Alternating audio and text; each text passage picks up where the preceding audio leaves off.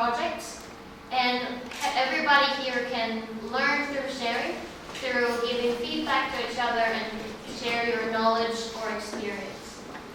It's monthly meetup, and the talks are either in English or Spanish. So we invite anyone who has data visualization projects. You are welcome to come and talk at our meetup. So please contact at team@datacampfire.com. I'm excited to announce our awesome speakers. Our first speaker is Manuel, over here. He is data journalist and socialist, and he is currently working as a project coordinator at Ciudadano Inteligente. He will be talking about how can we better cope with data as a non-developer and as a journalist. Our second speaker is Juan. He's over here. He's a lead developer at Edmetrics, and he'll be talking about how to use GPS data through Trans-Santiago example. About myself, I'm working at Data Campfire. Data Campfire, we host data visualization hackathons where we connect data visualization communities and organizations that want to solve social issues through data. And in July, on the 22nd and 23rd, we're hosting our first event, our hackathon here in Chile. And you are all invited to this event. The hackathon is about improving transparency around political parties in Chile. We're inviting designers, data scientists, journalists, and web developers to come and join and turn data sets into engaging visuals and stories, which will be shared to the public. So Chilean citizens become more accountable and become aware of this issue. So I will leave this form here. So please leave your name and email address if you're interested. So if you want to participate as participants, leave your name, and there's a space where you can be also a sponsor if somewhere your organization you're working for might be interested. And that's it. Solo para aclararlo, bueno, estamos organizando ese evento que mencionaba recién Claude, estamos organizando Ciudadano Inteligente y la organización de ella. Y básicamente un desafío en el que se van a armar equipos de trabajo en torno a las finanzas de los partidos políticos, con la información que han estado publicando con transparencia en el último tiempo. Van a haber premios, va a haber comida, va a haber cerveza, va a estar bien entretenido y va a ser una oportunidad también para aprender de datos, de visualización, etc. Así que por si están interesados en eso. Duda, ¿se puede ir como oyente o tienes que ir a trabajar? La idea es que vayan personas interesadas en participar, en conformar un Es que la participación equipo. puede ser... Sí, la participación es ojalá dentro de los equipos. Ya. No se le va a cerrar la puerta a nadie, pero como oyente puedes participar dentro de un equipo igual. Aprender o aportar lo que se pueda, ya sea redactando la historia o buscando información adicional, etc. ¿La idea es ir con un equipo armado o que se armen allá o cualquier cosa? Cualquiera. La idea es que llegue gente y allá se pueden armar equipos también. ¿Cómo funciona un hackathon? Okay, great. We can talk more about the hackathon during the break after Manuel's talk. I'll hand it over to you, Manuel.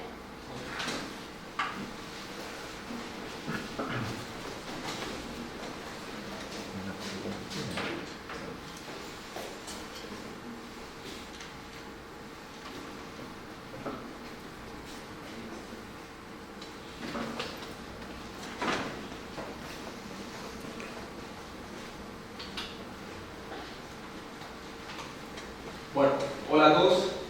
Muchas gracias, Chloe, por la invitación. Para mí es un honor estar aquí y poder compartir mi experiencia con ustedes. Pero, debo reconocer, ser sincero con ustedes, estoy un poquito nervioso desde que Chloe me invitó porque estoy seguro que la gran mayoría de ustedes saben bastante más de visualización de datos que yo. Pero no importa, acepté igual gustoso para poder compartir mi experiencia y quizás aprender más de ustedes. Me presento. Mi nombre es Manuel Barros, tengo 28 años, soy sociólogo y periodista de la Universidad de Portales. Trabajé como periodista de datos en el portal de noticias de Canal 13, del departamento de prensa del Canal 13, T13. He realizado algunas visualizaciones freelance y actualmente, como dijo Chloe, trabajo como coordinador de proyectos en la Fundación Ciudadano Inteligente, que tenemos algunas temáticas relacionadas con datos, pero en general es un área bien distinta. Promovemos la participación ciudadana, la transparencia política, el compromiso ciudadano en distintos niveles del gobierno, etc. Y también trabajo como docente en la Universidad de Portal, en la Escuela de Periodismo, enseñando el periodismo de datos de manera bien básica a futuros periodistas. Voy a partir con 3 citas que son mis citas de cabecera en esta faceta de mi vida profesional, que es la visualización y el trabajo con datos. La primera es de Henry Howard, que es otrora miembro de la década de los 20, miembro del Departamento de Estándares y Tecnología de Estados Unidos. Él decía que hay magia en los gráficos. El perfil de una curva, en un gráfico de línea, por ejemplo, de curva, revela en un instante una situación completa, un fenómeno, un panorama, una tendencia histórica. Esa curva informa a la mente, convence al lector y despierta la imaginación. Creo que esta cita traduce en gran medida por qué visualizamos datos, por qué desde los comienzos de la humanidad hasta el día de hoy seguimos visualizando datos, y principalmente porque nos permite simplificar un conjunto de información completa de manera fácil, y algo tan simple como una línea nos permite entender un fenómeno y una tendencia a lo largo del tiempo. Otra cita, en este caso de Edward Tufte, que es un profesor de Yale, de estadística y diseño de información. Él dice que no existe tal cosa como la sobrecarga de información en un gráfico, sino simplemente el mal diseño. Y estoy muy de acuerdo con Tufte. Hay gráficos que pueden tener miles de páginas resumidas en un pequeño gráfico o conjunto de gráficos. Cuando las cosas se hacen complejas de leer es porque hay mal diseño y no exceso de información. Como por ejemplo este gráfico, que lo saqué del sitio que nos recomendó Bala en su presentación, que es bis.waterfall. Son miles de ejemplos de visualizaciones pésimamente hechas. Acá hay una, son los patrones de los fumadores para ambos sexos y todas las edades. Muestran ahí una serie de áreas del mundo y no hay nada más de información. Pareciera que hay exceso de información acá, pero la verdad es que no se entiende absolutamente nada porque no hubo decisiones correctas en el diseño previamente. Y acá, por ejemplo, distintas empresas de Palo Alto, San Francisco, y un montón de variables que no tienen ninguna relación entre ellas, todas puestas como si fuesen en línea en un continuo. Por ejemplo, el porcentaje de mujeres, la edad promedio. Evidentemente aquí hay un error, un grave error, y parece que hay mucha información cuando en realidad podría haber sido presentada mucho mejor de manera. Y la última cita también de Tufte, que me parece muy importante, sobre todo para el periodista de datos, es nunca subestimar, y yo le sumaría tampoco sobreestimar a nuestra audiencia, que es un error muy común en los presentadores y sobre todo en los periodistas de datos, y que ya no se trata de uno ni de mostrar lo bacán que uno puede ser generando visualizaciones de datos, sino que tienen que ser funcionales, y para que sean funcionales tienen que estar en sintonía con las capacidades de tu audiencia. ¿Cómo llegué yo a la visualización de datos? La verdad es que en buen chileno fue por un chiripazo, no fue algo que yo planeé ni que me preparé para ello, y fue a través del periodismo de datos, como les dije. Yo tuve una experiencia cuando salí de periodismo, hice mi práctica en un medio tradicional, en la tercera, y fue una mala experiencia, la verdad. Desde ahí decidí que no iba a volver a los medios de comunicación. En general, los que han trabajado con ellos saben cuáles son las condiciones de trabajo, la exigencia y el ambiente en general. Yo salí bastante disconforme con ello. Pero un ex profesor que sabía que yo estaba estudiando sociología también, me llamó para invitarme a trabajar en el nuevo portal de noticias del canal 13, de 13.cl. Él estaba encargado de diseñar el sitio y me invitó porque él quería empezar a hacer periodismo de datos. Yo recuerdo que en ese minuto no entendí, pensé que se refería a tendencias o datos gastronómicos o culturales de la ciudad. No tenía idea de lo que era el periodismo de datos. Y me mostró un ejemplo muy clarificador, que es, no sé si conocen el sitio 538.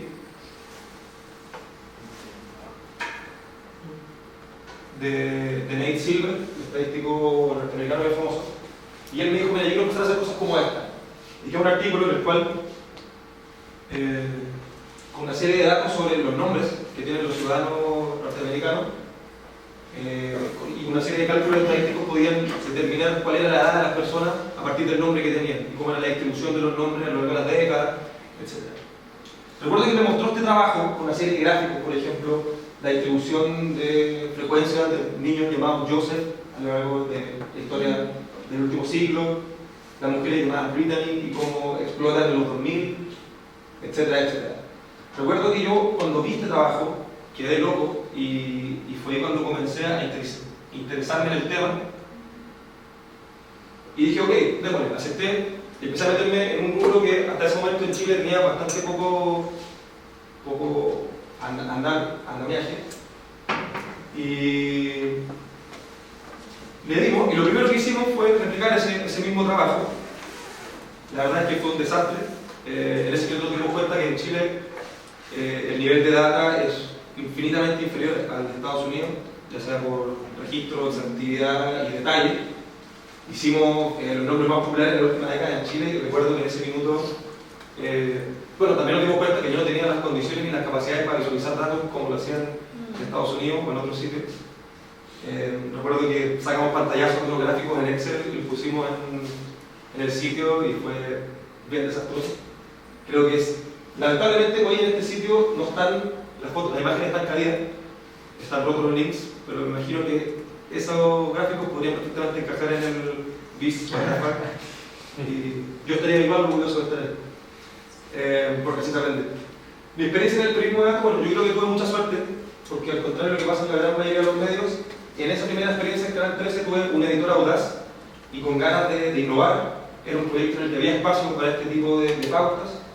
Se me dio el espacio y el tiempo para aprender, para probar cosas, para tirarme al agua y empezar a explorar este tema. Y también pude inspirarme en sitios extranjeros como Hyper La Nación Data, el Data Blog de Guardian, The Action, que es del New York Times, y Quartz, que son como mis sitios favoritos de periodismo de datos. Visítenlos si tienen tiempo, hay cosas muy interesantes, sobre todo en 538 y en The Action. Eso me permitió contar hoy en día con un portafolio de visualizaciones bien amplio, principalmente en Tableau, que es el software que utilizo. Bueno, más adelante vamos a entrar en estos detalles. Ahora, perdón.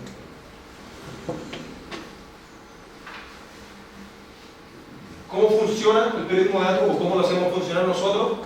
Bueno, el primer paso para generar un artículo o un trabajo en periodismo de datos era tener una idea. Y estas ideas siempre tenían dos maneras de surgir. O respondían a la pauta noticiosa, la agenda noticiosa en el país, o alguna otra noticia que daba pie a análisis posteriores, o conversaciones de pasillo, y eso pasó mucho.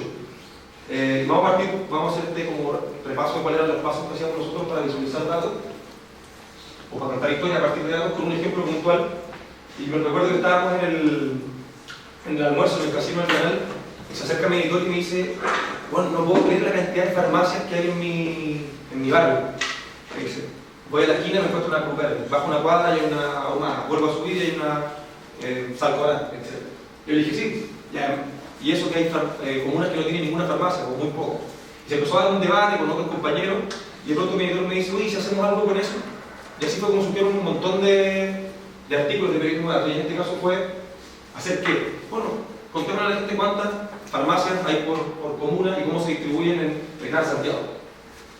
De ahí el segundo paso fue ver la disponibilidad de data, de información, buscarla y muchas veces, en muchos ejemplos, crear los datasets nosotros mismos a partir de distintas fuentes. Afortunadamente, algunos meses antes de ese día, el gobierno había lanzado el portal de datos abiertos del gobierno, que es un portal que todavía está funcionando y que, si bien no tiene toda la data que nos gustaría, es un buen repositorio de datasets y información.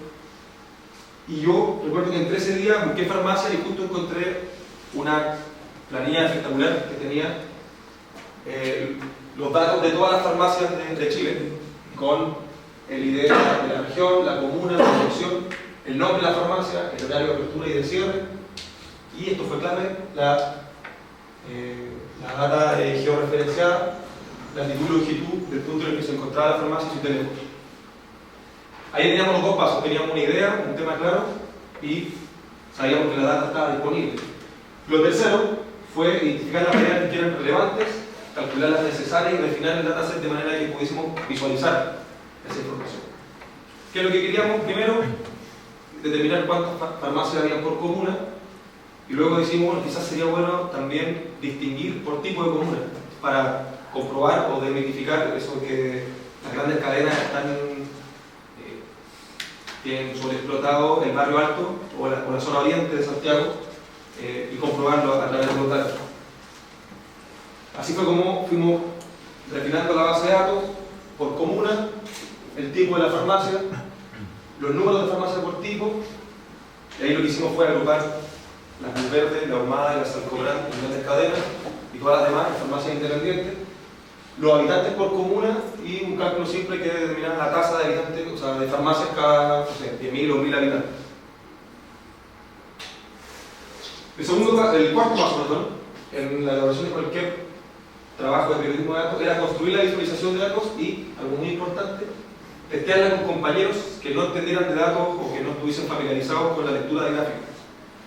Y eso fue algo que me costó tiempo entender porque, y ahí hay un ejemplo, uno de mis primeros trabajos fue una visualización también horrible en la que explicaba cómo había variado nominal y realmente el salario mínimo en Chile a raíz de algo que estaba celebrando la CUT y el gobierno que habían logrado un gran aumento de 5 lucas en el salario mínimo, y lo que hicimos fue analizarlo, ver año a año cómo había aumentado real y nominalmente el salario mínimo, y no nos dimos cuenta sino hasta varios días de ya publicado el artículo que en realidad nadie entendía la visualización. Y ahí fue cuando entendí que era muy importante testear la visualización antes de publicarla. ¿Cómo empecé a visualizar datos yo? En un comienzo con pantallazos horribles y luego mi editor me dijo, mira, métete y averigua qué es Tableau porque está bien interesante y hay sitios que lo están usando, como por ejemplo La Nación Data. Y terminé concluyendo que era una gran ayuda para los que no somos desarrolladores y queremos visualizar datos. Tableau, a mí por lo menos fue mi gran compañero en esta experiencia. Es un software privativo, sí, pero es un software bastante intuitivo y fácil de usar, que permite generar distintos tipos de gráficos, de visualizaciones, gráficos de barras, mapas, y creo que es muy recomendable para la gente que no entiende de lenguajes de programación o visualizaciones en D3, en Rafael o distintas bibliotecas con código. ¿Cuáles son los pros de Tableau? Bueno, es gratuito, es amigable, intuitivo, no requiere conocimiento de programación como les dije, funciona con Excel, es bastante versátil y además hay una comunidad bien solidaria que está constantemente ayudando a la gente en cómo visualizar cosas. Se puede hackear de ciertas maneras para lograr cosas que no son fáciles a simple vista. Y los contras es que es propietario privativo, no es de código abierto. Las visualizaciones no son 100% responsive, aunque ya descubrimos cómo hackear eso. Y es mucho menos flexible que la visualización creada a partir de código porque uno puede crear lo que uno quiere. Ahora sí se puede hacer cosas interesantes como aquí hay un ejemplo de una visualización que hizo alguien en Estados Unidos de los hábitos tuiteros de Donald Trump desde que anunció su candidatura. Lo ve hora por hora, todos los días de la semana, y se ve que el martes a las 3 p.m. el horario favorito del presidente. Se pueden crear juegos, que fue algo con lo que me desayuné hace pocos días. Alguien creó un juego, un interactivo, o esta es una visualización que creamos en el canal 13, que se pueden mezclar gráficas, imágenes, iconos, y se pueden hacer cosas igualmente atractivas. Y finalmente lo último, el siguiente paso es construir el relato, sumar las visualizaciones y verificar que todo tenga sentido, sea claro, amigable y estéticamente agradable. Y recuerdo que en ese caso creamos tres visualizaciones. Voy a concentrar en dos nomás, para perder más tiempo. Después con el tiempo también me di cuenta que hubiese sido una mejor opción no usar el fondo negro, pero acá hay un mapa de Santiago en el cual nosotros le asignamos a cada comuna una burbuja y un tamaño en función de la tasa de farmacias que habían por habitante en cada una de las comunas. La gracia de Tableau también te permite crear filtros o menús desplegables como este y uno podía ver la tasa total o la tasa si pescamos solamente las farmacias de grandes cadenas, ahí evidentemente crece las comunas del barrio alto.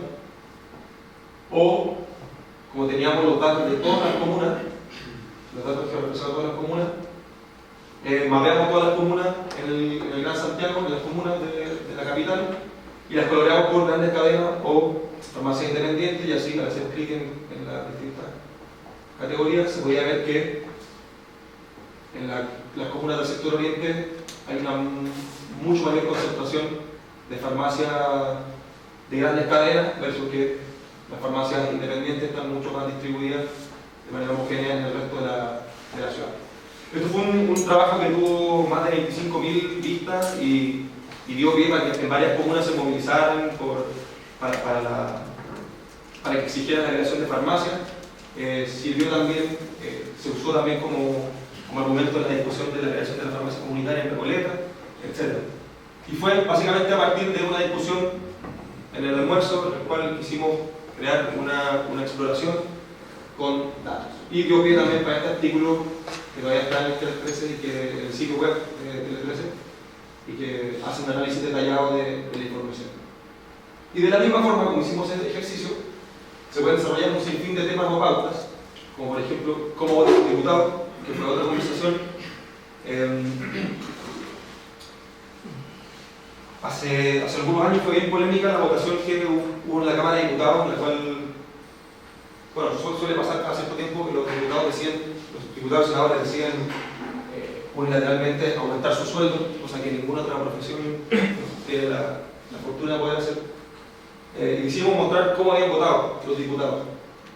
Creamos la base de datos con el nombre, el partido del diputado, la manera en la que votó y aprendimos que se le podía asignar una ubicación coordenada en los ejes X y Y, de manera que se pudiese crear una visualización como esta, de la clásica visualización en la cual se usa para las elecciones o para los votos en el Poder Legislativo. Y eso se convirtió también después en un artículo en el cual analizamos diputado a diputado cómo habían votado en la votación por el reajuste del salario. Coloreamos toda la Cámara de Diputados por voto a favor, voto en contra y los que se abstuvieron, y luego los votos por partido. Así podíamos ver que había partidos que habían votado principalmente a favor y otros partidos que habían votado principalmente en contra del reajuste de su salario.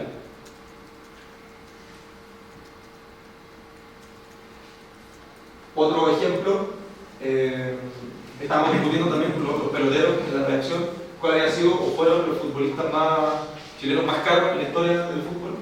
Creamos la base de datos, hicimos una planilla con el nombre, el apellido, el equipo de origen y el equipo de destino de cada una de las transacciones, de cada una de las que se habían movido, cuál era el precio que se había pagado en su momento por cada uno de esos futbolistas, y hicimos una corrección del valor de acuerdo con la inflación acumulada y homologamos todos los precios al día de hoy.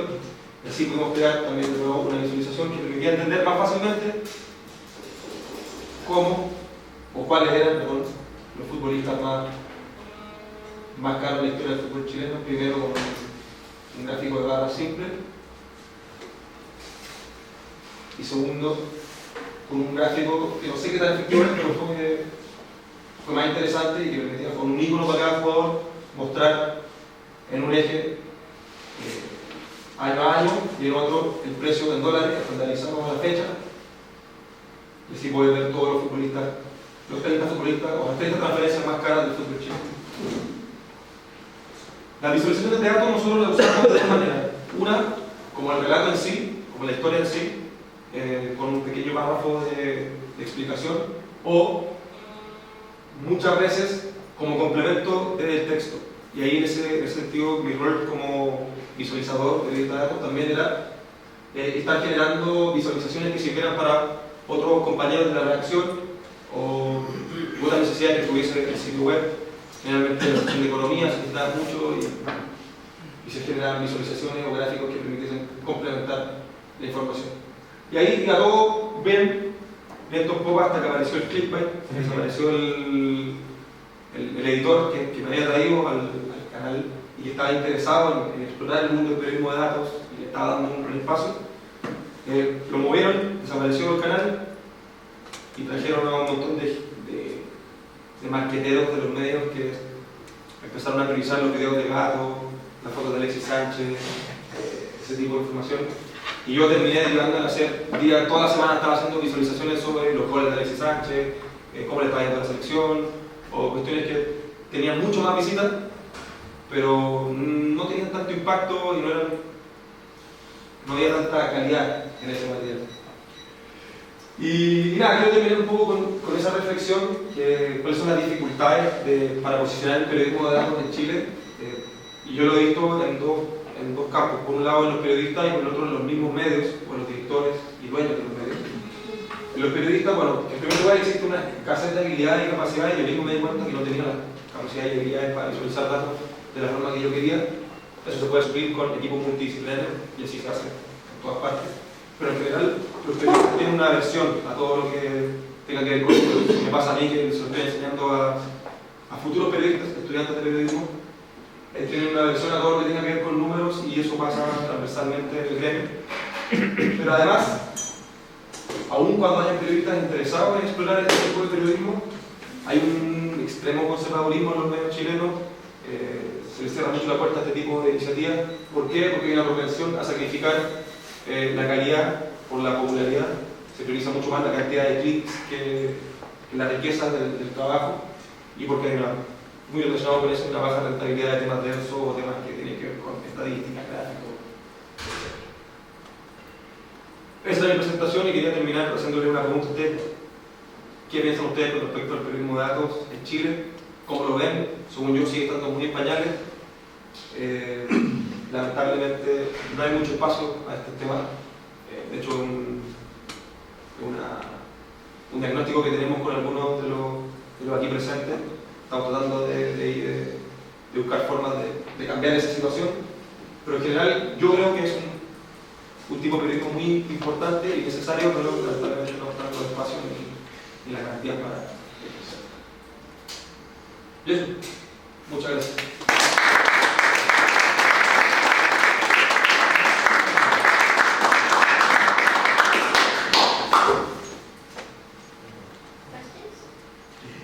Sí, ¿qué tal? Bueno, yo soy Pablo, trabajo también en equipos de periodismo de datos y nada, te felicito, tu carrera es mucho más larga de lo que yo creía, tenés muchísima más experiencia de lo que pensaba y me gusta mucho los trabajos que armaste.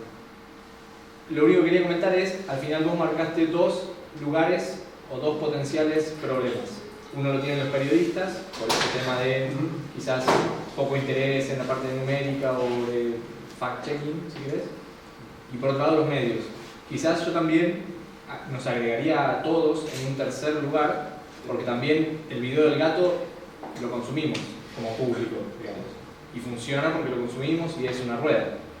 Entonces quizás como público también deberíamos mejorar ese debate, dejando de entrar a los videos de gatos y entrando a las notas que tienen. De hecho, lo pensaba cuando estaba haciendo la presentación, dije, claro, nos falta un tercer que es la audiencia. No lo tengo claro, estoy tirando el debate, pero digo que también es importante. Si el clickbait se mueve en números, en clics de personas, eso funciona. Y si el editor va a estar fijándose qué funciona y qué no, quizás habría que hacer funcionar mejor lo otro. Nada, eso es retórica, ¿no? Efectivamente, cuando salimos yo y el editor del sitio web de Tele13, la curva de visitas se disparó. Bueno, claro. Y eso por algo, sí, porque la gente lo consume. Pero es una discusión eterna, ¿qué es primero? Sí. Si los contenidos disponibles o los intereses de las personas. Sí. Y también hay como un consumo, por lo menos en los portales de noticias, me consta, que es hiperlocal. O sea, el contenido de noticias de T13 lo va a ver gente que vive en Chile, fin. Entonces, también eso atenta un poco, porque si hay otros medios en otros lugares del mundo que hacen cosas poderosas en periodismo de datos, hiperlocal no nos importa. En Argentina pasa lo mismo. Digamos. En el medio hiperlocal consume su propio medio y se acabó. Pero arriesgarse a hacer algo que hacen en otro lado porque allá funciona, en los medios no funciona así. Nadie se va a arriesgar tanto. Es muy complicado. Yo lo Y entiendo. también tiene que ver con un tema de tamaño de mercado. Yo creo que en Estados Unidos probablemente los videos de gatos o de futbolistas o cosas más quizás triviales Funciona lo mismo, claro, pero... digo, son de una envergadura mucho mayor que quizás lo que hay en periodismo de datos, pero al haber mayor volumen pero se nota. se mantienen y puede haber un Sí, nicho. y después está, última, me cayó la boca. ¿Cuánto de nicho es una nota como la de esa que vimos, cómo eran los nombres a lo largo del tiempo y demás? ¿Cuántos nerds como nosotros van a hacer clic en esa nota y cuánto público en general va a estar interesado en eso o va a sentir curiosidad? También esa es una pregunta que hacer. Evidentemente lo de la farmacia funcionó porque es una problemática que a un montón de gente le pasó. O sea, sí, es verdad, hay un montón. Yo paso camino 2 cuadras y veo 10. Bueno, eso quizás buscar ese tipo de hooks, como de enganches con el pretexto de que te interese para que el periodismo de datos empiece a ser algo más serio y no tanta la opinión en sí. Eso, ideas más. Otro comentario. Yo conocí el tema de visualización de datos cuando más o menos me titulaba por el año 2009. Tuve la oportunidad de conocer un evento que se llama Big Bang Data, que me costaba en el fondo pesquisar si se ha repetido nuevamente como evento acá. Una de las cosas valorables que encontré en su momento era en el fondo la transversalidad de un fenómeno que yo aquí me gustaría como sacarle un poco la cáscara. Yo en ese momento vi 3 roles que estaban muy interesantes. Estaban los periodistas, estaban los informáticos y estaban los diseñadores gráficos. Cuando yo veo esa mezcla, y lo voy a hablar desde un punto de vista de análisis más que nada, me doy cuenta que parecía como un nicho que se quería cerrar. En el sentido de que nosotros somos los que la llevamos. Pero curiosamente yo tengo una impresión, como soy arquitecto, no tengo nada que ver con eso. Yo veo a la visualización de datos hoy día como un fenómeno que tiene que ver más con la capacidad de instrumentalizar y empoderar un comportamiento del ciudadano o de la persona o de las masas que están un poco más en la parada de ser interactivas con su medio. ¿Okay? Entonces, desde el punto de vista en que uno siente y toma ese rol, como que el campo se abre. Yo, la verdad, soy un poco reactiva a cuando los contenidos son para un espectador y no para cuando hay una interacción. Entonces, la medida que la visualización de datos, primero se entiende como una instrumentalización completamente transversal. Hoy día en el área de las obras civiles o lo que sea, hay mucho dato duro y por eso en el fondo está en boga los temas de el BIM, que en el fondo es la modelación inteligente de los procesos en construcción. Eso se podría llevar a otras áreas.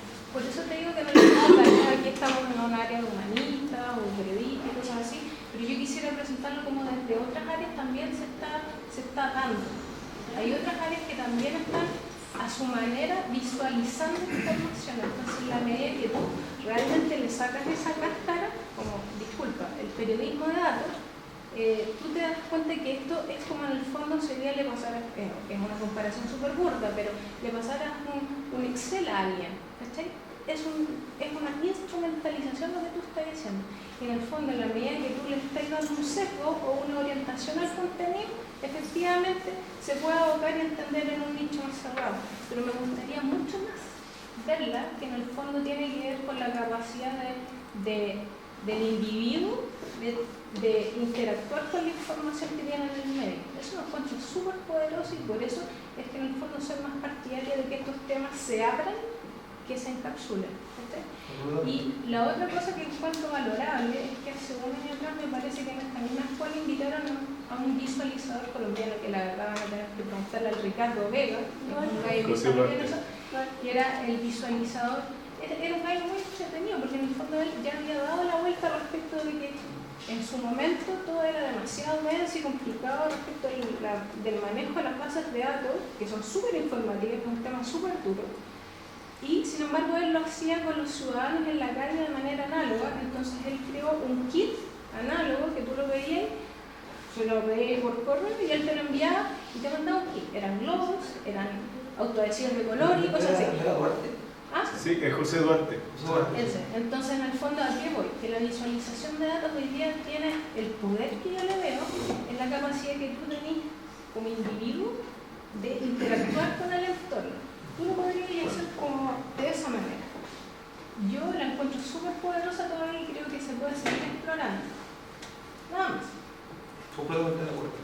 Por eso te preguntaba si uno puede ir de cliente, porque en realidad si me va a ir de informática, no. Pero la capacidad de análisis, de síntesis y sobre todo el fenómeno de empoderar a las masas, creo que tiene mucho más poder. Igual, perdón, tú igual eres relativamente inteligente. Entonces igual, según yo, también con la visualización generan como tratar de incentivar a las masas a que sean partícipes de sus decisiones y de sus... Es un camino que se está iniciando. Hay también una ola de hype muy grande con la visualización de datos y en muchos sectores la visualización es al final un medio, el medio, la forma, el fin, es todo. Estamos enfocados en la visualización y innovar en la visualización, cuando en realidad lo que importa es entender datos, entender una historia, entender algo que está detrás de la visualización y no la visualización como fin último. Pero creo que es un camino que se está iniciando con iniciativas como esta, con algunos medios explorando algunas iniciativas. Creo que vamos hacia allá, pero a paso lento, como siempre en Chile, pero para allá.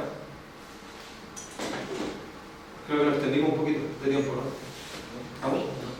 Perfect time. No sé si alguien más quiere preguntar o hacer algún comentario. Estoy muy resfriado, pero voy a tratar de... Somos dos.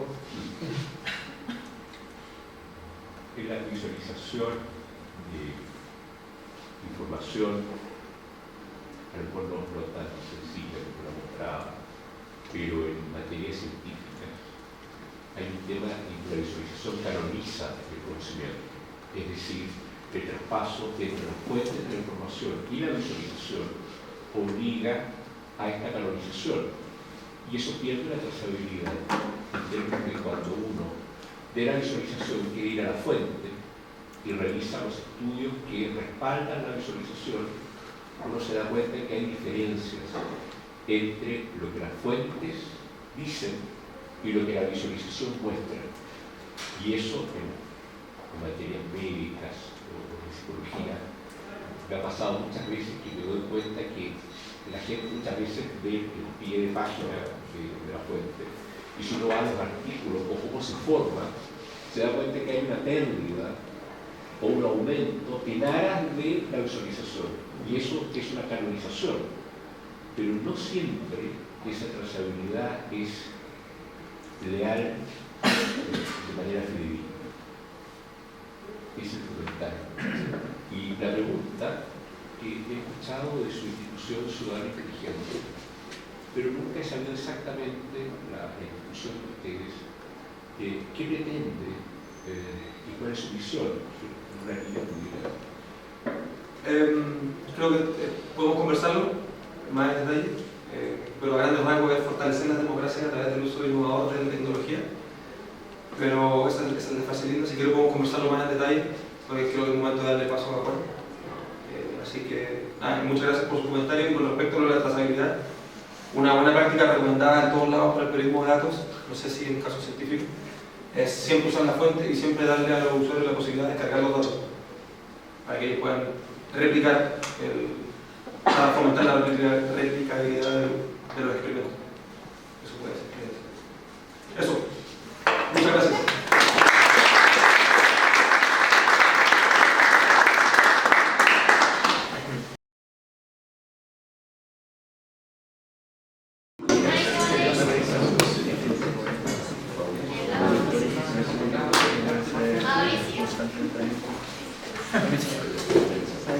Okay, let's start.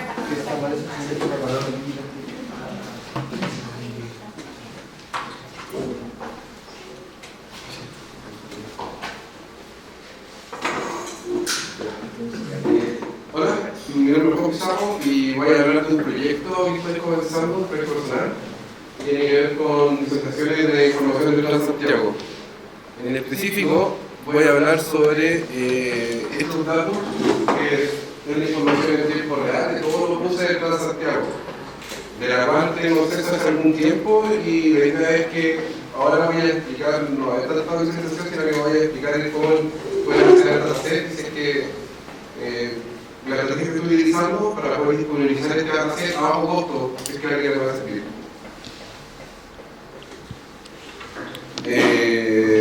Bueno, yo soy Juan Pizarro, trabajo como líder de desarrollo en Athletics. En Athletics lo que buscamos hacer es transparentar y democratizar lo que es la publicidad en línea. En específico lo que hacemos, navegamos en internet de búsqueda de publicidad, banners o videos, los capturamos, los categorizamos y después los entregamos a los portales, a agencias de publicidad y a marcas. Entonces la idea es como que todos sepan lo que está pasando en la publicidad en línea. Mi GitHub, generalmente soy JPizarro, y mi contacto en Twitter y Gmail, JPizarro en general. Un poco lo voy a hablar cuál es mi motivación, un poco los datos que, la estructura de los datos cómo es el esquema de los datos. Después, una estrategia que estoy utilizando para utilizar caché para poder dividir los costos para compartir estos datos. Después voy a mostrar en este caso cuáles son los costos específicos que estoy teniendo actualmente y después cómo lo estoy implementando la obtención de esto. Y después cómo se puede acceder utilizando distintas, digamos, estrategias.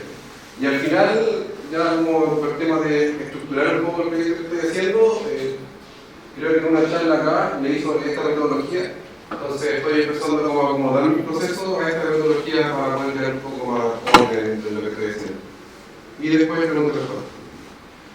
Bueno, mi motivación, mi nivel de transporte de la bicicleta, me gusta, pero para poder tener mejor espacio y poder andar mejor en bicicleta necesito que haya mejor calidad de aire, que las calles estén mejores, quizás que haya menos ruido.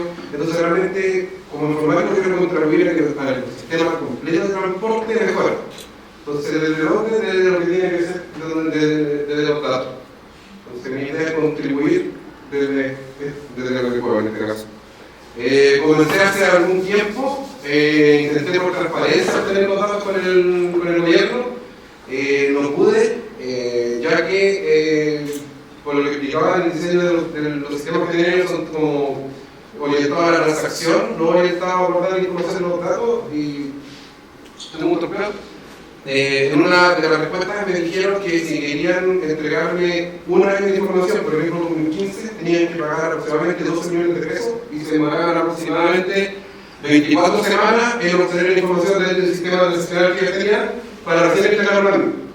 Pero como sus costos no están pensados en lo que es el gobierno, no lo pueden hacer porque incluiría como un costo extra que tenían que pagar sus proveedores tecnológicos. Entonces, desde el año pasado, lograron hacer un acuerdo con ellos y están dando acceso a lo que son los datos de tiempo real, o sea, lo que está pasando ahora. Entonces, ahora voy a comentar un poco respecto a ello. También al respecto, he estado viendo que había iniciativa ahí con respecto a este tipo. He visto, creo que esta fue por la UNOATE, es como un observatorio de los datos de Santiago, hacen estudios sobre los tiempos de espera, de usuarios, tiempos de viaje y entre otra información. Pero lo importante es que estos datos y visualizaciones que tienen son específicas a un periodo de tiempo. Por ejemplo, ellos se consiguieron datos de 6 meses del año 2014, hicieron un análisis y eso quedó congelado. Está muy buena información que tienen ahí, explican a la gente cómo lo hicieron, entregan también los datos, los entregan en Excel, entonces no pueden ir viendo qué es lo que hacen, pero está acotado a una ventana de tiempo específica. Otra iniciativa que se están dando, la Universidad de Chile está desarrollando un software que se llama Data, donde ellos les entregan servicios al gobierno, donde van a entregar información de cómo está la flota, cómo está el tiempo de viaje, entre otros. Y también hay arte de investigación, pero realmente se aplica directamente, está como pensado para las empresas que están en el sistema o en este caso para la parte de universidades donde están haciendo estudios. Entonces, lo que a mí me interesa, yo creo que hay que tener como observadores externos de todo esto y que no haya conflicto de intereses, donde también puedan alzar la voz y también hacer visualizaciones o traer información que a nosotros nos interesa. Por ejemplo, y ojalá con la fuente, porque parece mucho la noticia a veces que la gente paga poco, pero recién en este último tiempo es claro que, no sé, la frecuencia no se respeta mucho, y eso está desde siempre. Entonces, como que todo bien confuso, porque tampoco hay acceso a la fuente de datos. Entonces, creo que es importante que existan observadores en este caso sin conflicto de intereses. Con respecto a la data, en el específico, esta es una URL donde se puede pedir acceso a la información. donde después envía un correo y después de un tiempo de dar acceso a un sistema donde entrega la información de todos los buses de Transantiago en este momento en tiempo real. O sea, en específico lo que te entregan esto. Esto es el acceso a la información. Viene la fecha de consulta y después vienen todas las posiciones donde te van entregando las últimas 4 posiciones de un bus específico del Transantiago. Y son aproximadamente 6.400, 6.500 buses. Entonces es un arreglo grande de 6.000, donde aquí entre medio hay como 4 conjuntos de datos. Después voy a hablar un poco del formato. Vamos a saltar acá. Esto es la información que se puede apreciar. Está como en la hora en la cual se emitió el evento, está la patente, posición geográfica donde está el bus, velocidad, recorrido, dirección del recorrido, entre otra información. Eso es más o menos lo que entregan ellos. Entonces, yo para poder generar el análisis que quiero, necesito información histórica. Entonces, y en el proceso también quiero aprovechar de entregar esta información a otras personas para que puedan también hacer su propio análisis. Y la idea es hacerlo, digamos, de manera fácil. O sea, ojalá no tener que llenar un formulario, sino que la cosa que esté disponible y el que quiera pueda acceder. Entonces, en base a esto, estoy implementando un diseño de caché para poder dejar estos datos disponibles, pero a un costo muy bajo, que creo que es importante cuando se quiere compartir la fuente de la información. Generalmente cuando he encontrado visualizaciones, están como las visualizaciones, después hay los datos que entregan son como los datos preprocesados, que también ya tienen cierto sesgo, cierto como trabajo, donde realmente a veces lo que uno necesita es el acceso, digamos, a la información original para uno propio ir construyendo camino, o sea, construyendo completamente una visualización desde cero. Quizás para o evaluar o comparar, pero la idea en este caso es importante tener disponible la fuente de la información, no solamente los datos preprocesados intermedios o las visualizaciones finales. Entonces, en este caso, es una propuesta de diseño en específico. La idea es tener almacenada la información en la web, en específico S3, es un servicio de almacenamiento en Amazon en la nube, el cual te cobra por almacenar y también por acceder a la información.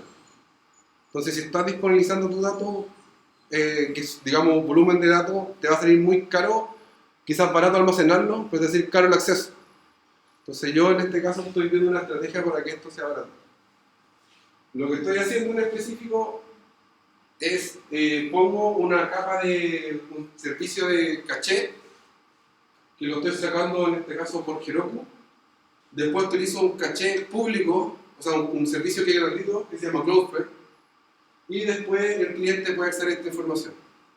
O sea, ¿esto qué quiere decir? Que yo voy a tener el costo por una vez que acceden al dato, pero todo el resto de veces que se accede lo va a aguantar Cloudflare, que en este caso, por lo menos para lo que a mí me interesa, es gratis. O sea, en otras palabras, si acceden todo al mismo tiempo, no voy a estar incurriendo en costos por compartir esta información, sino que voy a estar incurriendo, no sé, una vez cada 3 días, porque ellos también tienen que hacer políticas de refresco y cosas así. Otra cosa importante es que ellos te pueden guardar este dato durante, creo, máximo 1 año. O sea, si tú compartiste un archivo, ese archivo no te van a cobrar de nuevo, o sea, más o menos en 1 año de información. Entonces, si estáis compartiendo, por ejemplo, para el Transantiago, que es un archivo por minuto, donde el archivo pesa medio mega, entonces al final 1 año de información igual es harto tráfico. Entonces la idea es poder compartir esto a un bajo costo. Entonces la idea es esto. Tengo un storage, después viene y lo comparto a través de Heroku. Lo hago de esta forma porque tampoco quiero que alguien averigüe cuál es mi URL interna y me bombardee y me saque los datos, porque también puede descubrir el costo. Entonces lo que hago entre esos dos es para tener como autenticación. Y aquí, a través de Cloudflare, ya es como público completo, donde cualquiera puede acceder. Entonces, con eso me aseguro que, a pesar de que todo esto es público, que no esté incurriendo tampoco en costos porque alguien tenga acceso, esté consultando mi servicio interno. Voy a explicar un poco cómo se configura Cloudflare, en este caso específico. un CNAME a mis servicios, es como decir, cómo le doy una URL pública a un computador donde tengo la información almacenada. Eso se hace de esa forma. Y ellos tienen unas cosas que se llaman page rule, con la cual, con esta instrucción, lo que tú especificáis, que todo lo que sea ese dominio va a utilizar una política de caché de cachar todo. O sea, si yo quiero que un archivo se caché durante 2 meses, el archivo va a estar almacenado durante 2 meses, sin importar la extensión que sea. O sea, puedo almacenar imágenes, puedo almacenar videos, puedo almacenar cualquier tipo de archivo por el tiempo que yo quiera.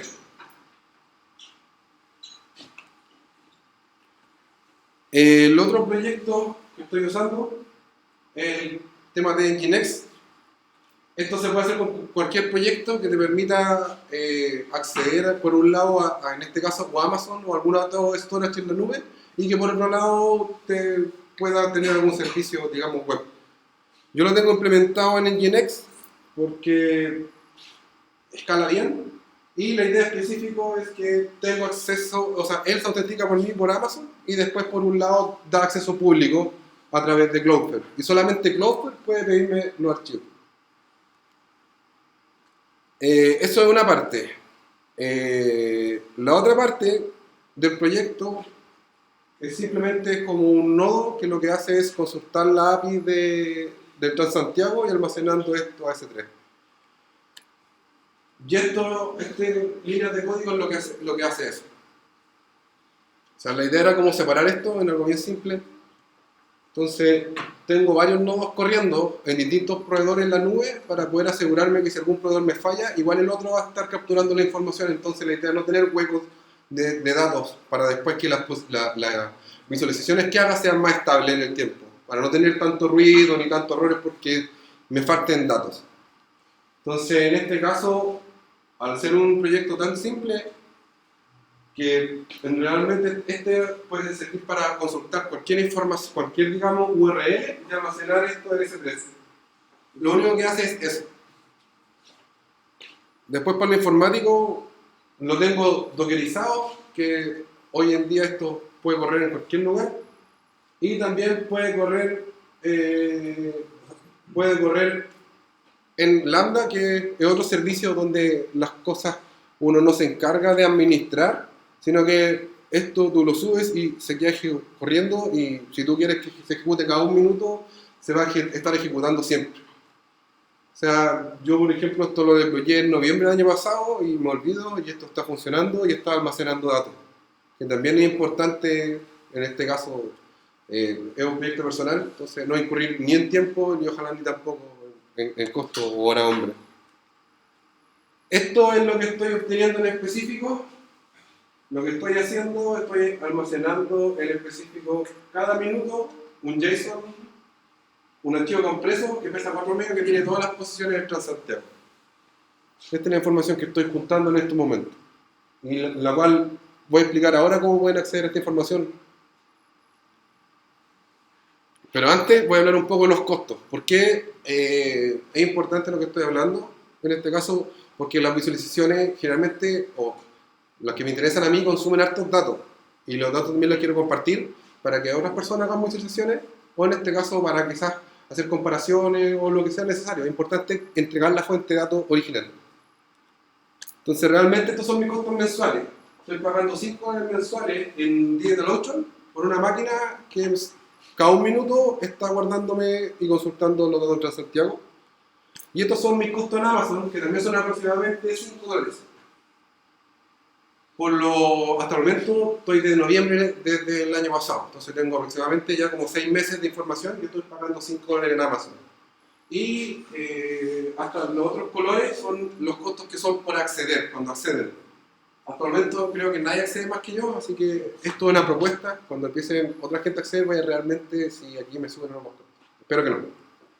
Entonces estoy pagando prácticamente $10 mensuales por tener toda esta información, versus lo que me respondía en este caso el gobierno, que iban a invertir 12 millones de pesos por 1 año de datos y que se demoran en este caso 24 semanas en poder juntarlo. Que esto es bien importante, por lo menos para tener acceso a la información o dar acceso a otras personas, que sea económico. Y con este tipo de estrategia yo creo que se puede. Ahora voy a mostrar un poco cómo acceder a esto.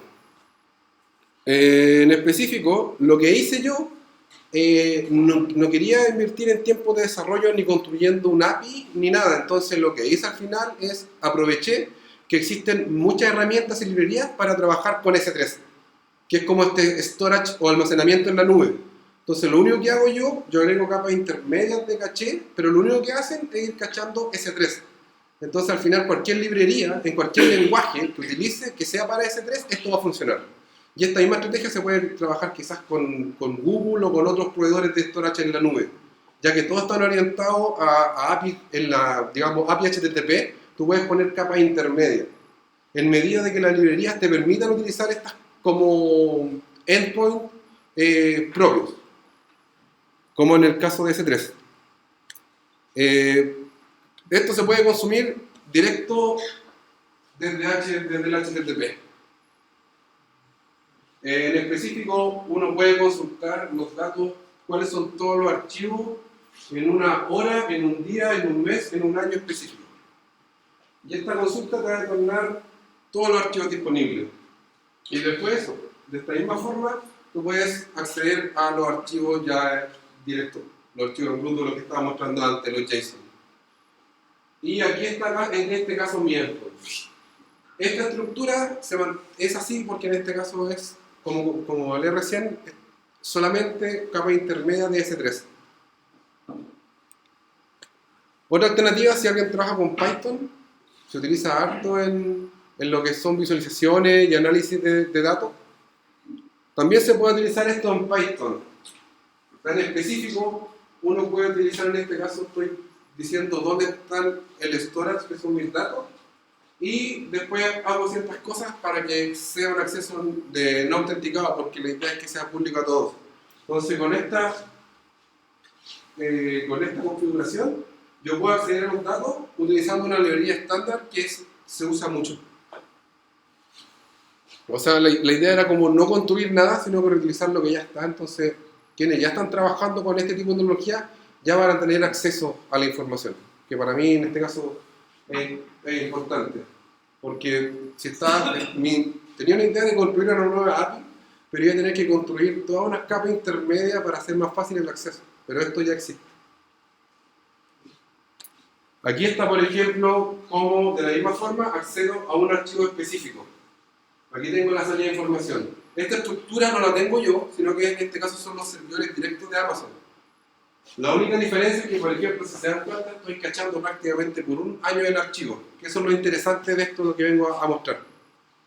Que a través de las librerías que ellos tienen implementado, uno puede acceder a endpoints propios.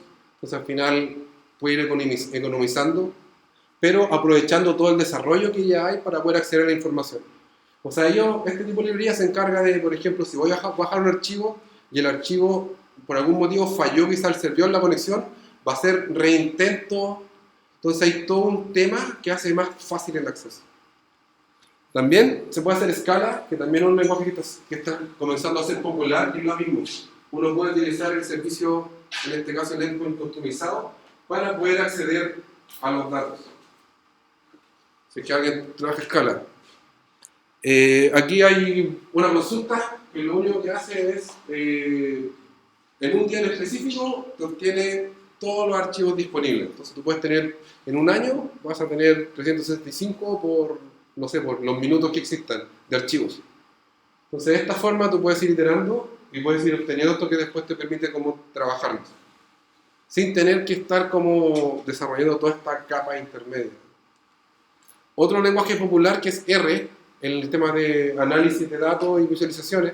Entonces la idea es, aquí lo tuve que modificar un poco la librería, ahí está, pero también me permite también acceder en este caso a los datos, al mismo, en este caso el storage o el endpoint que estoy yo disponibilizando.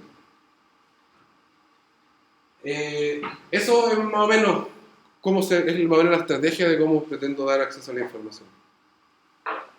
La idea es como, en este momento, el proyecto en época temprana, entonces yo creo que ya resolví en una manera donde yo puedo acceder a los datos económicamente y si alguien más los quiere acceder, también los puede acceder.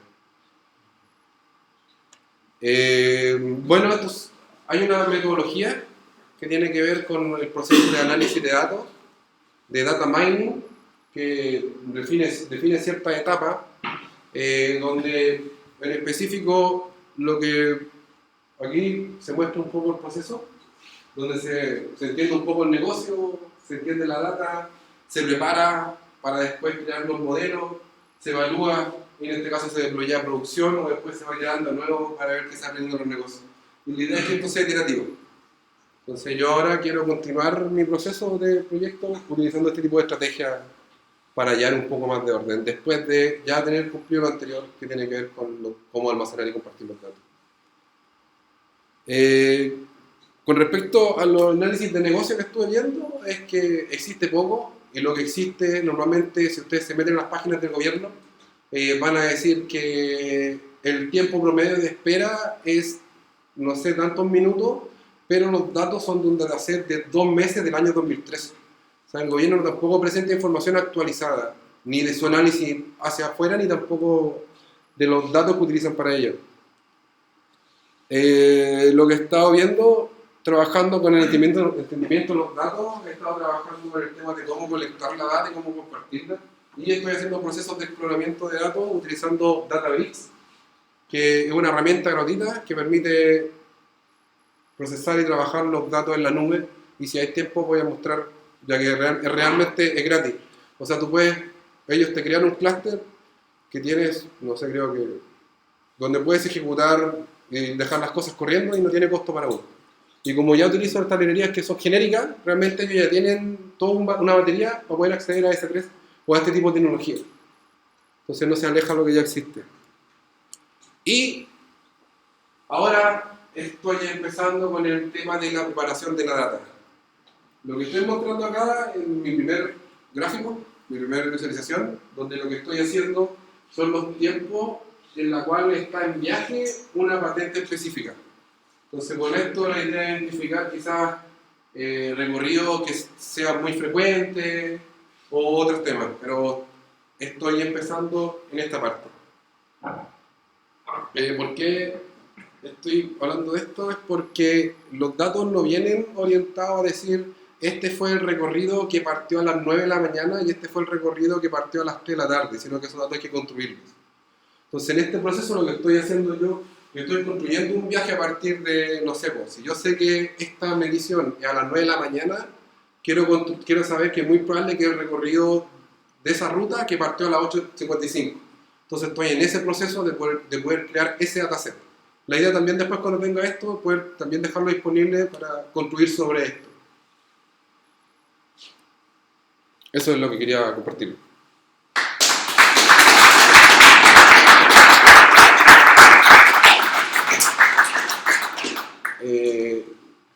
Mi idea es como dar acceso a la información, ojalá más adelante cuando tenga más avance y cosas que sean realmente de visualización, ya que tuve que hacer esto antes, la idea es también compartirlo y también ir dando acceso.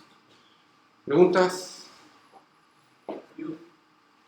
Mira, usted nos ha mostrado muy refinada elaboración y manejo de la información, pero ninguna sobre la información en sí. ¿Por qué? El Ministerio multa con muy generosas cantidades a las empresas de Transantiago, entre otros motivos, por la desconexión de los sistemas de GPS. Y eso explica que los buses, en una cantidad de menor, no paran a todos los usuarios que alegan precisamente al Ministerio, y en caso de asaltos, o en caso de incendios, o en huelgas de los choferes, se ha demostrado que ellos alegan, y se demuestra en estos casos, de que son unidades muy defectuosas, las llamadas unidades enchuladas, que no están en línea. Por tanto, se elabora una información que se asume como sólida, y vuelvo al tema anterior, canonizada. Pero en la práctica y en la experiencia de los usuarios, se demuestra que si el chofer no para, sabe que su sistema está desconectado y por eso no para. Si el sistema fuese 100% efectivo, el chofer no podría no parar. Y eso es lo que dicen los mismos choferes y los sindicalistas de los choferes. Entonces, si la elaboración se hace a partir de una información endógena, no exógena, no es de que venga un sistema externo y pueda ver la calidad de la georreferenciación, ¿de qué manera afecta esta situación, que uno lo ve en los diarios todos los días, en la elaboración de esta información?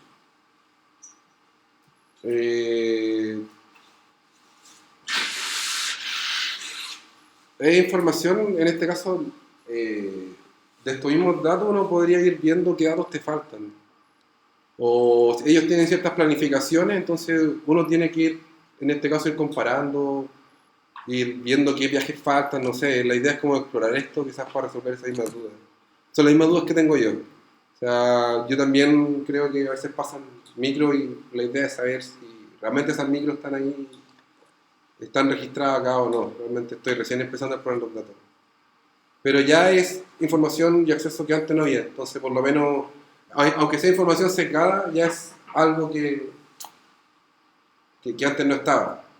Y esperando que las políticas que tengan de contrato con los proveedores y los contratos de transporte sean más fijos y el gobierno entienda que la información es muy importante. Espero yo que ellos van a construir digamos, unos compromisos más claros digamos, que la información sea más real y fidedigna. Yo creo que eso debiese pasar en el tiempo. O sea, va a pasar, creo. Entonces mi idea es como en el supuesto de que como eso va a ocurrir, ya empezar a hacer cosas y eso.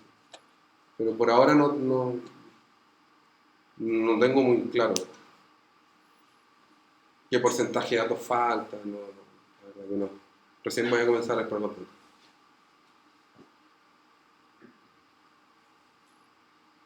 Sobre una pregunta sobre el stack de tecnologías que usaste, me parece que lo resolviste muy inteligente, digamos, más que nada por uno de los costos, y además porque estás en esa primera parte de la rueda que es agarrar todo lo que hay y guardarlo. Ahora, en el futuro, quizás, no estoy seguro, pero no conozco los costos de S3 no conozco los costos de Amazon en general, debas tener eso, dejar de tenerlo en archivos y tenerlo en una base de datos de algún tipo, porque si no, sí, acceder al disco siempre va a ser muchísimo más costoso que un query. Entonces, nada, seguramente está en tu roadmap, pero era un poco entender por qué lo estás haciendo así ahora y no después, pero entiendo que es por eso, porque primero guardo todo lo que hay, empiezo a guardar y a dejar catalogado y en algún momento después es tu idea esa, digamos, cómo lo tienes pensado. Ya en específico, ahora estoy utilizando, estoy comenzando a utilizar herramientas para poder navegar estos datos no estructurados y ya cuando tengo un poco más de entendimiento y saber qué forma deben tomar los datos, ya sabiendo qué preguntas quiero hacer, claro, voy a poder, digamos, elegir cuál va a ser la tecnología donde voy a estar guardando esta información. Pero por ahora me quise, digamos, dejarlo lo más parecido al dato original, sin, digamos, tocarlo, sin, digamos, darle sesgo, sino que de ahí empezar de a poco a darle sesgo. Y si es que yo quiero ir de vuelta, porque quizás tomé algunas decisiones en el proceso y tengo que rehacer quizás desde el inicio, tengo la posibilidad de poder partir desde cero. Pero por ahora no sé qué forma van a tomar los datos, pero la idea es ir viendo que los mismos datos me vayan diciendo qué tipo de tecnologías tengo que utilizar para poder procesarlo y almacenarlo. Y con respecto al comentario que hacía el señor de esto de la fiscalización, me parece que sí, que tiene un potencial muy bueno, digamos, en el sentido de que supongamos que ya no se necesiten más los inspectores que marcan el horario en el que llegan, digamos. Si vos tenés el recorrido de punta a punta y cuántas veces paró, sabés si el chofer cumplió o no, así. Incluso agrupás por empresa y sabes cuánto cumple cada empresa, cada línea. Me parece que tiene una potencia buenísima. Eso ya lo está haciendo, en este caso lo hace la Universidad de Chile con ADACAP. Y se lo está entregando al Transantiago, pero yo creo que tiene que haber desde la ciudadanía algún tipo de observatorio, observadores que también den su opinión y también estén apretando al respecto. ¿Y eso que entrega Transantiago forma parte de la auditoría para multas, sabes? No. eso simplemente un informe técnico ya, ¿Cuál informe? el que hace la universidad? Todo este reporte que hace la universidad cada mes, cada día. Ahí realmente desconozco en específico, Porque pero para están... para que la incidencia sea real, tiene que haber como una parte formal en esa entrega y no simplemente académica. Tiene que ser algo real. Hay, Digo, la potencialidad está, en los datos está. O sea, en ese sentido me parece que es un proyecto súper interesante. Te preguntaba por si conocías cuál era el trasfondo de lo que hace la universidad. yo sé que quieren empezar, digamos, a analizar la información y a partir de eso están haciendo estudios como desde el 2011, ellos están investigando y ahora están implementando cosas como velocidad promedio comercial de los buses. Entonces la idea es como a partir de ahí, me imagino, no sé si ya lo están haciendo, pero sé que están como en esa línea, pero 100% orientado a universidad de empresas, cerrado al público. Tampoco como hay algo en línea que permita a la ciudadanía enterarse realmente, no solamente lo que dice la noticia, que, no sé, pues el 30% de los viajes no funcionan frecuentemente, pero realmente hay un contrato que son, creo que son 5, o sea, son muy pocas líneas las que realmente tienen contrato por frecuencia. Entonces, no... Y después un experimento súper tonto que se me ocurre hacer es poner una GoPro en una esquina 2 horas y después buscar la longitud de esa esquina y ver si efectivamente en esas 2 horas se cumple algo de la data que tenés. Creo que va a estar bueno como para validar que efectivamente el archivo tiene data fidedigna. Para ver si lo que te vas a basar es correcto. Sí, está teniendo dudas realmente de cómo ir corroborando, por ejemplo, la pregunta, el comentario que hacía, ¿cómo saber cuánta información falta? Sí, exacto. Muy buena idea, la verdad. Para quienes estén interesados en datos, en te lo pusieron indicado la información del proyecto o es una cosa que contactaste personalmente. No, está la presentación y realmente los códigos que puse ahí funcionan. Pero esto está en tu GitHub. Está en el GitHub y el link lo mandé al Meetup. Esto ya está disponible, los datos están disponibles. No sé qué tan estable sea, ahí hay que ir viendo. Pero generalmente estos son códigos que funcionan. Yo los copié desde las cosas que corro yo. Pero que supongo que lo de Pala, podrías hablar con la gente del Instituto de Ciencia de Datos de la UDG por dos cosas. La primera, el tema del almacenamiento, que quizás te podrían ayudar con el costo, y también porque ellos toman datos de los teléfonos y con eso ven cómo la gente se mueve en la ciudad. Y tienen todo un tema ahí de monitoreo de Santiago usando los datos de telefonía. Para movilidad Okay. de toda la... O sea, de movimiento de población, no necesariamente de transporte público. Específicamente por sí. Cuando te manda esa página que hiciste de Santiago, ¿no? ¿Ya? Cuando te mandan ese arreglo, pero te dijeron qué significa cada posición del arreglo, ¿no? Sí, lo que pasa es que el año pasado hubo un evento, una hackathon de... no me acuerdo cómo se llama el evento, pero creo que fue en noviembre. Ahí publicaron, digamos, este acceso y mostraron los datos. Sí hay un documento, que ahí lo tengo que... Ah, ya está alguna documentación de qué significa. Sí. En el fondo no va a poder armar un pequeño modelo calzado con los datos que vienen dentro de un horario estándar que es siempre el mismo arreglo, ¿no? Con los datos actualizados. ¿Cómo? Al final, uno igual podría armar un modelo para presentar los datos Sí.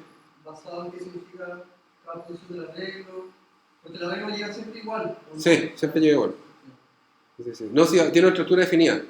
Tiene una estructura de que realmente creo que son 12 elementos por cada medición, donde vienen ciertos datos y de esos por cada boom te manda 4, entonces de esos 48, algo así. Y eso se puede hacer.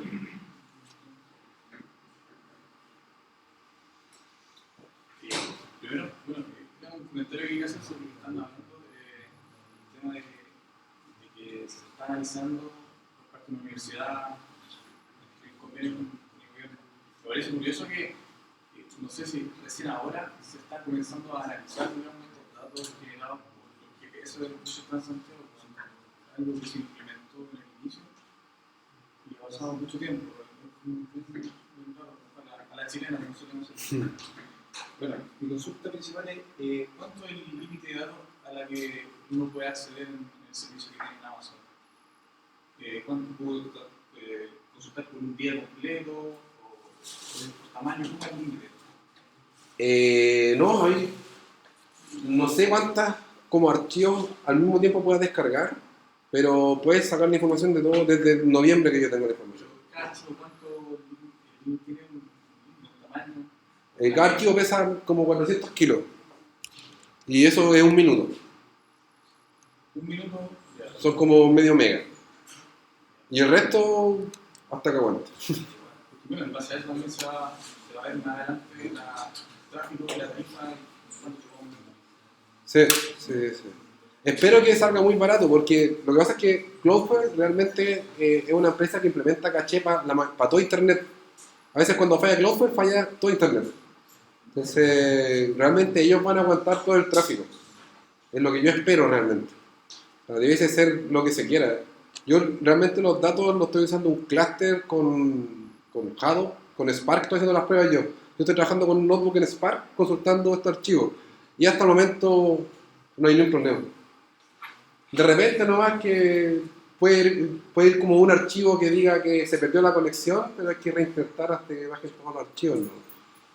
Bueno, igual será la guía hasta arriba, estoy haciendo todo de regular datos, analizarlo, para entregarlo todo, y todo esto que resulte, para que sea un bien para todos, tiene que ser la información.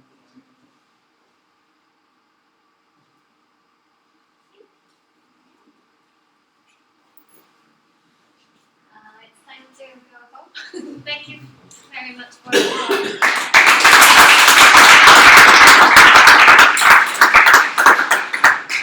thank you very much for coming again and for coming for the first time here. And thank you, Antonino, for filming our talk today. And thank you, Felipe, to let us use this space. And about the hackathon, I'll send more information to your email through Yo quiero hacer Meetup. una pequeña invitación al hackathon, porque los datasets son sobre movimientos de platas de los partidos políticos.